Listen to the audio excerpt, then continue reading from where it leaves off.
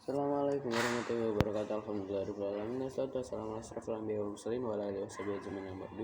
Yang pertama-tama yang terhormat pada Biani Fanida selaku pengasuh budak santri yang lari Bani Fida. Yang kedua yang terhormat pada guru saya, guru yang dan juga guru yang melakukan lari Bani Fida, dan terhormat pada kedua orang tua saya dari rumah.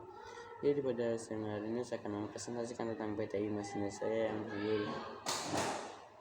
berjudul tentang akidah akhlak ngabarnya tentang taubat, taat dan istiqomah. Yang pertama taubat itu menurut bahasa itu kembali, sedangkan menurut istilah yaitu kembali ke jalan yang benar dengan didasari keinginan yang kuat dalam hati untuk tidak mengulanginya lagi. Jadi sebagai individu atau makhluk sosial itu pasti punya salah. Kemudian kita harus bertaubat. Taubat yang sesungguhnya itu disebut dengan taubat dan nasuha. Kemudian adalah jenis dan syarat-syarat. Jenis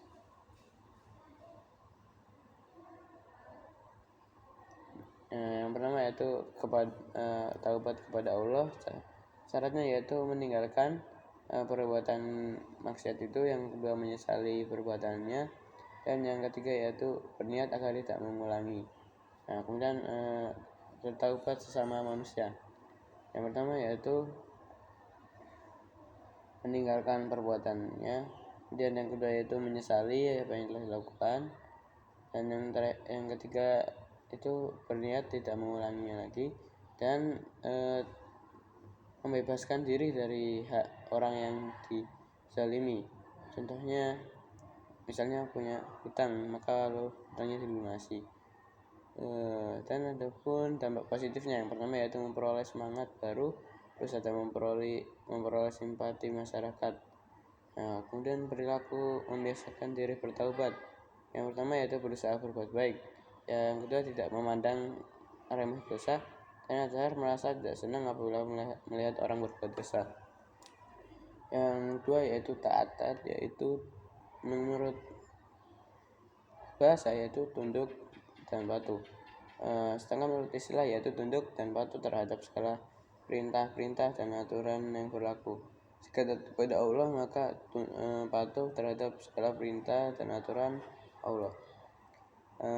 Dijelaskan pada Quran surat An-Nisa ayat 59. Taat itu yang pertama taat itu kepada Allah Subhanahu wa taala, yang kedua taat kepada Rasulnya berarti taat kepada Allah, yang ketiga taat kepada ulil amri atau pemerintah.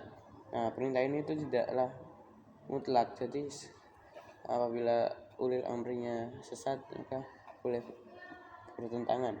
Kemudian ada dampak positif dari taat. Yang pertama yaitu memperoleh kepuasan batin, yang kedua memperoleh ridha Allah, yang ketiga yaitu memperoleh kemenangan sesuai firman Allah pada Quran surat An-Nisa ayat 13. Yang terakhir, yang ketiga yaitu istiqomah. Istiqomah yaitu suatu perbuatan dan sifat yang senantiasa mengikuti jalan yang lurus.